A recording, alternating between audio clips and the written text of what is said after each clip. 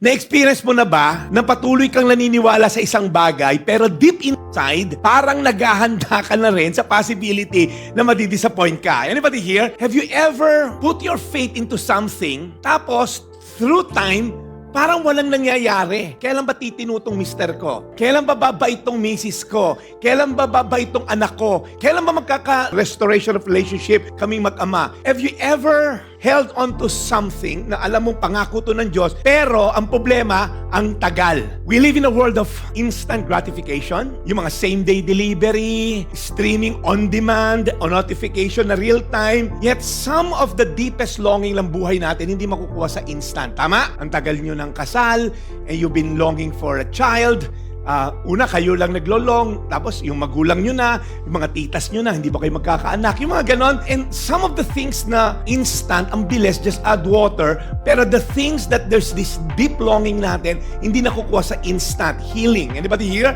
You're believing God for healing? Bakit ang tagal, Lord? Nagsimula sa early detection ng stage 1, stage 2 na. Lord, ba't nag-stage 3 pa? So, in a world of instant, bakit yung healing hindi? Ba't yung reconciliation ang tagal? It remains suspended in agonizing delay. And here's the thing, the longer we wait, the more we question God's goodness. We question God's promises. Lord, totoo ba? I don't know about you. Pero some of you here today, watching online, pagod ka na bang maghintay? Because with each passing day, the promise feels like, ang tagal, Lord. Sobrang delay, Lord. The worst part, listen up, you cannot force it. Paano may force mabuntis? Di ba? Parang, ano ba talaga? Ang tagal mo mabuntis.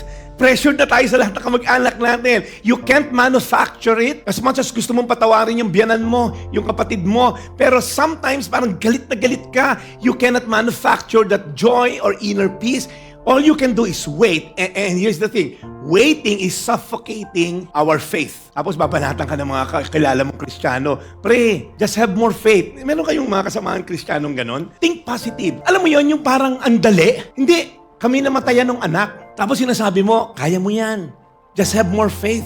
In the middle of your pain, faith can sounds like parang ini-ignore mo yung reality. But what if faith isn't the absence of doubt, but the process of God working it out with you, knowing that I am still in control? Just because God is silent doesn't mean He is absent. God's delay is not His denials. What if His delay is often the prerequisite for experiencing His faithfulness in ways that would have not happened kung superficial lang yung faith natin?